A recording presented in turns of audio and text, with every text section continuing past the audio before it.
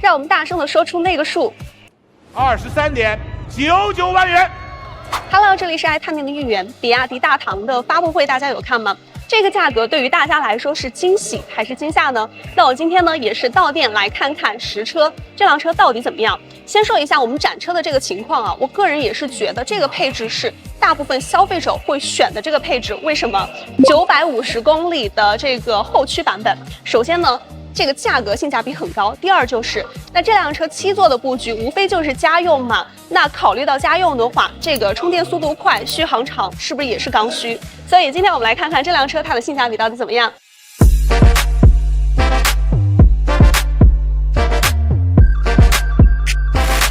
那如果是预算特别充足的朋友们，那大概率会考虑那个4驱的盛世版。但是4驱盛世版的话呢，多了哪些东西啊？首先呢，多了这个前方的 HUD， 多了副驾的屏幕。4驱以上的版本呢，它是有这个后排的2个零重力座椅，就是全车一共是4个零重力座椅的。那我们这辆车呢，它是只有主副驾有零重力座椅。好，基于这些配置呢，那接下来我们来好好看一下车。我们先看一下这辆车的一个前备箱，我愿称之为同级最大的，就是看一下它的一个开启方式。你用手指呢敲击这个标唐字标的这个下方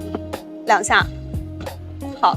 前备箱呢自动的弹开，那关闭的话呢也是同理啊，因为它在这一圈是没有设置这个按键的，就是你关闭的话也是敲击2下。看一下这个容积是不是特别的大，而且呢它也是做了一些拓展的，比如说有这个挂钩啊，有一些分层啊，你后期呢是可以自己加装一些隔雾层的，所以整个拓展性我觉得还是相对很丰富的。这个容积我觉得放下登机箱啊完全没有问题。我们这辆展车呢是后驱的旗舰配置，它只有主副驾才带有零重力座椅，所以我们先到这个副驾来感受一下零重力座椅。大唐呢，它全系的配置都是没有配这个电动踏板的。那朋友们，你们是觉得啊，作为家用车来说，这个电动踏板到底重不重要呢？也可以投票来看一下。好，那我现在是到副驾的这个位置了，然后我们打开零重力座椅看一下。零重力座椅展开呢，差不多就是这样的一个状态啊。那当然，如果说你的2排座椅靠得比较往后的话呢，其实这个靠背还能够进行调的。但是你的座椅如果想往后靠的话呢，这个位置是固定的，就没办法。但是呢，这个腿托对你也是可以自己再往上调一点的，这些都是 OK 的，没有问题啊。那可能很多朋友就会觉得，就是2排嘛，就尊享位置没有零重力座椅，总感觉缺点什么。但是你要明白的就是，如果说你4个座椅都是有这个零重力座椅，但是呢也没有办法同时使用的，就是说只能这个主副驾或者说这个2排啊，所以这个大家可以根据自己的真实的家庭的需求去进行选择。如果你是选的4驱的盛世版本的，那前方就是一块屏幕，那我们这个配置是没有的啊。你看它这一块呢是做了一些设计的，比如说氛围灯，对，感觉有点像这种山水画的一个感觉啊，就是在里面。那里面的这个氛围灯呢，也是会根据音乐呀，包括说一些状态呀来进行这个变换颜色的。大家觉得好看吗？不过这一块确实，大夏天的话，可能要考虑到这个反光，包括说这个指纹沾染的一些问题了。我现在坐到主驾的位置，我们来看一下前方的一些配置的情况。首先看下方，它是只有一个50瓦的无线充电啊，也是带风冷的。夏天呢也不用担心手机发烫的情况了。但它这种材质的话呢，非常容易沾上一些细小的一些灰尘，然后比较难打理。所以这辆车买回去还是建议大家就这一块可以加上那种硅胶的分层垫，我觉得会更好看一些。然后下方这一块呢，对，就是一些实体的调节按键了，对，祖传的这种钢琴烤漆的按键。然后这里打开呢是2个杯架，没有做那种伸缩的一个设计。然后这一块我试一下啊，它这里也做了一个分层。能放下一个手机，对，那这样的话，你这一块隔板的话就没有办法关闭了。那我们再往下看，这里提起来，它这个下面其实是一个冰箱，但是它在这个位置给你加上了一个隔垫儿，可以放上一些物品，然后你把它取下来之后，再把这个提起来。就可以直接从主副驾这个位置就可以从冰箱里面拿水了。那关于冰箱的一个容积，我们到后面呢再去详细的看一下。我现在呢是把位置调到我正常的一个驾驶的坐姿，可以第一视角来看一下这个状态是怎么样的。你会发现啊，大堂的前机盖整个呢是做的比较圆润的，而且比较的大，所以你看我第一视角看下去，这个机盖是不是会有点明显？那这个时候就体现出了 HUD 的一个重要性了，对不对？而且方向盘呢它是手动调节的，我刚刚已经调了，就把它调到最高了。对，正常是这种。如果我往外看下去的话，时速是不是会有一定的遮挡？所以在这一块的话 ，HUD 相对来说还是非常重要的。我现在坐到第2排来了，就不得不说这个颜色真的是显得大堂年轻好看了特别多。但之前有看到网上有网友们在吐槽那个橙色的内饰嘛，看起来比较老气又扎眼，那这个颜色就要年轻特别多。但是你可能买回去家用就得考虑你家的孩子是否调皮啊。如果说特别调皮的话，那这个颜色还是比较难打理的。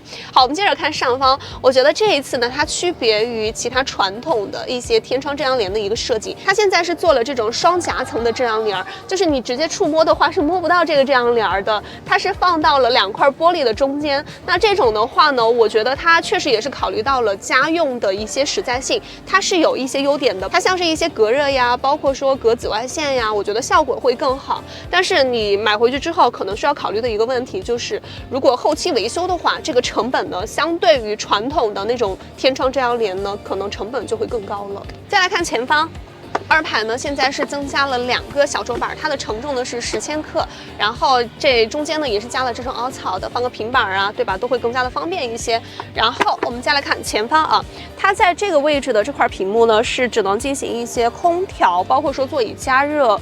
通风的一些调节啊，但更多的一些操作是没有办法实现的。就是你要上到4驱的那个盛世版，对，就是你们在网上看到的那个，就2个航空座椅呢，它是有一块单独的小屏去进行控制的。那我们这个配置，这2个座椅不带零重力座椅，所以没有，然后也是加了这种招财猫式的扶手。那如果真的是要考虑到家用实用性的话，其实这种我觉得会更加方便一点。好，我们看一下啊，就是前方这个冰箱，它冰箱的调节呢是不能通过这块小屏来调了，它上方呢是有一块条形的这种显示屏的，就是你得先解锁。好，然后再把它打开，电动的弹出。然后我刚刚去测试了一下，就是放下这种400毫升的矿泉水，能放下个6瓶，基本上全车对，就每个人都可以覆盖到啊。好，然后推进去的话是手动的。然后下方是2个这种 Type-C 的一个充电接口，但我个人是觉得这一块小屏其实操作不是特别的顺手。我们再来看前方的这一块小屏，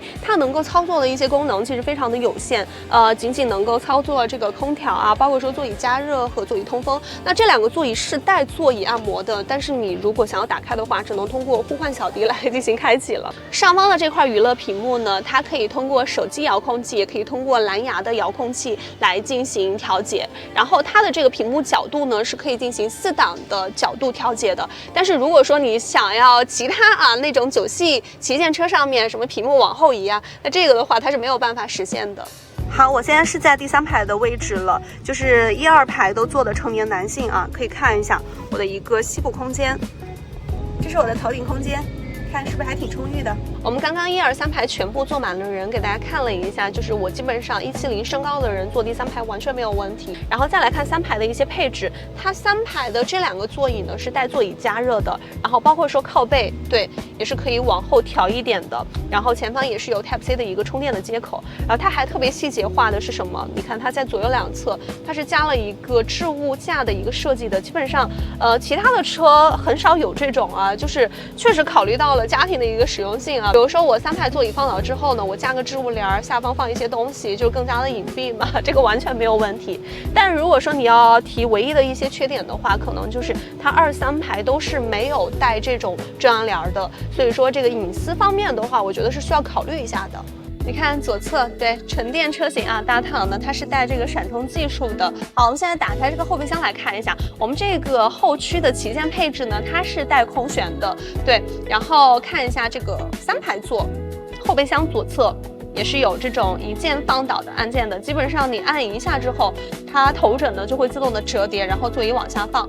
你看我们现在把2排座椅放平了，大家可以看一下这个平整度怎么样？我个人觉得还是非常 OK 的啊。那所以说啊，就是关于这种2+2+3的座椅布局，还是说2+3+2，那大家会更喜欢哪一个？